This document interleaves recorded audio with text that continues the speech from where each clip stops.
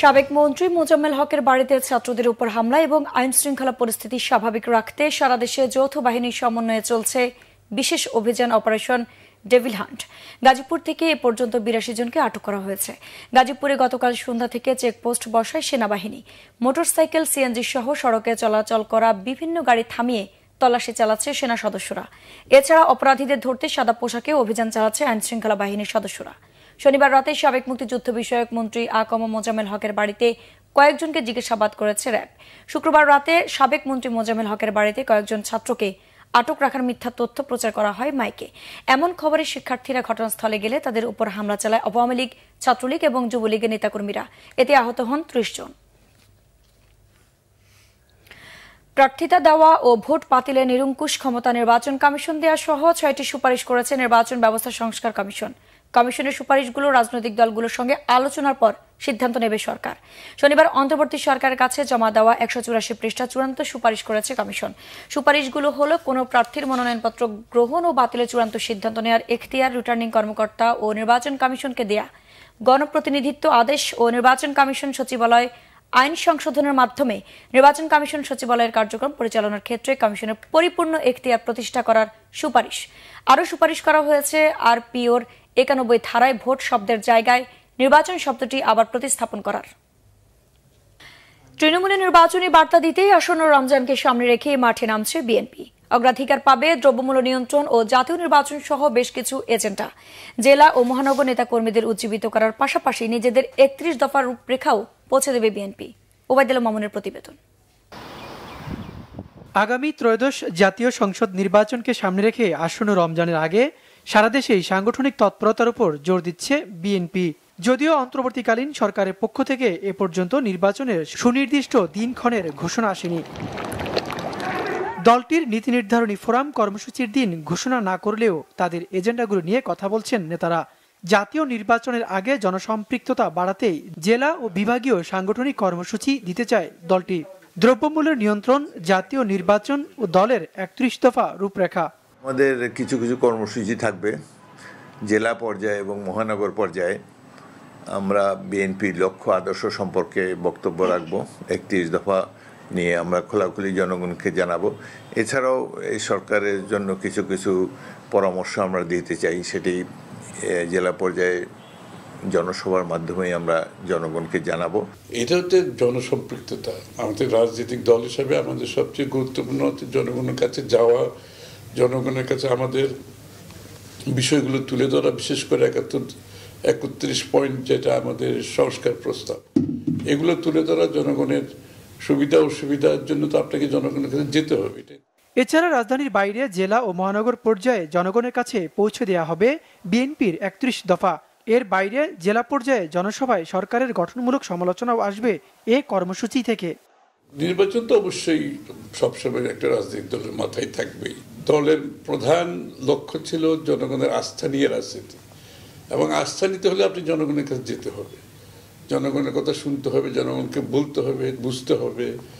এবং আজকের প্রেক্ষাপটে জনগণ কি চাই, আমাদের ৩১ পয়েন্ট আমরা বলছি, তারপরেও জনগণের কোনো ইচ্ছা আছে কিনা। তো এগুলোর জন্য তো জনসম্পৃক্ততা বাড়ানোর একটা লক্ষ্য হিসাবে আমরা এই কর্মসূচিগুলো দিচ্ছি। প্রত্যেক জেলায় আমরা জনসভা করব, মহানগরও জনসভা করব, এবং আমাদের ৩১ দফা কর্মসূচি এবং বর্তমান রাষ্ট্র পরিচালনায় যে অবস্থান বা বর্তমানে যে সকল সমস্যা জনগণ ফেস করছে, সেখানে দ্রব্যমূল্য আছে, আইন শৃঙ্খলা পরিস্থিতির অবনতি আছে, সব বিষয় নিয়ে আমরা সরকারকে গঠনমূলক পরামর্শ দেব। বিএনপি ন্যূনতম সংস্কার শেষে আগামী জুলাই আগস্টের মধ্যেই জাতীয় নির্বাচনের দাবি করে আসছে। ওবায়দুল্লাহ মামুন, বাংলা ভিশন, ঢাকা। কক্সবাজারে প্রতি বছর উৎপাদন হয় ৪০ থেকে ৫০ হাজার টন শুটকি, যার বিক্রয় মূল্য দাঁড়ায় ৪,০০০ কোটি টাকার বেশি। দেশের স্থানীয় বাজারের চাহিদা পূরণের পাশাপাশি উৎপাদিত শুটকি রপ্তানি হচ্ছে বিদেশেও। পর্যটকদের কাছে এই শুটকি রয়েছে আলাদা কদর। মানসম্মত শুটকি উৎপাদন নিশ্চিতে কাজ করার কথা বলছে মৎস্য বিভাগ। মোহাম্মদ ইউনুসের ভিডিও চিত্রে মোর্শেদুর রহমান খোকনের রিপোর্ট। কক্সবাজার শহর থেকে ৩ কিলোমিটার দূরে বঙ্গোপসাগরের তীর ঘেঁষে অবস্থিত নাজিরার টেক, যেখানে ৪ থেকে ৫ কিলোমিটার এলাকা জুড়ে রয়েছে দেশের সর্ববৃহৎ শুটকি মাছের উৎপাদন কেন্দ্র। মাচায় ঝুলিয়ে ছুরি, লইট্টা, পোয়া সহ নানান প্রজাতির সামুদ্রিক মাছ সূর্যের তাপে শুকানো হচ্ছে। ভোর থেকে বিকেল পর্যন্ত দীর্ঘ কয়েক কিলোমিটার এলাকা জুড়ে চলে শুটকি উৎপাদনের বিশাল কর্মযজ্ঞ। এই দীর্ঘ প্রক্রিয়ায় মিশে থাকে হাজারো শ্রমিকের ঘাম। পর্যটকদের পছন্দের পণ্য কেনার তালিকায় শীর্ষে থাকে শুটকি। তবে রয়েছে এই শুটকির মান নিয়ে প্রশ্ন। মানভেদে 600 টাকার শুটকি বিক্রি হয় 650 থেকে 4500 টাকা পর্যন্ত। লবণ দিয়ে এর ম্যাচ সার্ফ সিঁড়ি দিই। লবণ না দিয়ে মাছটা কি হয়ে যাবে, নষ্ট হয়ে যাবে। প্যাকেটিং করে আমরা যে ট্যুরিস্টগুলো আসছে তাদেরকে দিই এবং বাংলাদেশের সর্বক্ষেত্রে সব 67 জেলার মধ্যে আমাদের মাছগুলো যায়। মৎস্য অধিদপ্তরের গবেষণা অনুসারে আমরা এখানে মাছ শুকাই, এমনভাবে মাছ শুকাই যেন আমাদের মাছগুলোকে মানুষের কোনো ক্ষয়ক্ষতি না হয়। বাংলাদেশের বিভিন্ন জেলায় আপনার শুটকির চাহিদা পূরণ করার পর আমরা বাইরে কিছু শুটকি যায়। বাইরে মনে করেন দুবাই, সৌদিয়া চুরি শুটকি, লইট্টা শুটকিগুলি বাইরে সাপ্লাই যায়। জেলা মৎস্য বিভাগ জানায়, জেলায় বছরে প্রায় 40-50 হাজার টন শুটকি উৎপাদন করা হয়। এসব শুটকি স্থানীয় চাহিদা মিটিয়ে রপ্তানি হয় কোরিয়া, চীন, হংকং, মালয়েশিয়া সহ বিভিন্ন দেশে। শুটকি আমাদের দেশ থেকে সরকারিভাবেও যাচ্ছে বিদেশে, বিভিন্ন দেশে যাচ্ছে, সিঙ্গাপুর যাচ্ছে, মালয়েশিয়া যাচ্ছে, মিডল ইস্টের কান্ট্রিগুলোতে সরকারিভাবেও যাচ্ছে, তবে সেটার পরিমাণটা খুবই কম। শুটকির মান নিয়ন্ত্রণে উৎপাদনকারীদের মাঝে আরও সচেতনতা বাড়ানোর তাগিদ পর্যটক ও সচেতন মানুষের। Bangla vision news desk. চুয়াডাঙ্গায় দাঁড়িয়ে থাকা ট্রাক্টরের সঙ্গে ধাক্কা লেগে 2 মোটরসাইকেল আরোহী নিহত হয়েছেন। শনিবার রাতে দামুরহুদায় পুরাতন বাস্তবপুর গ্রামে এই দুর্ঘটনা হয়।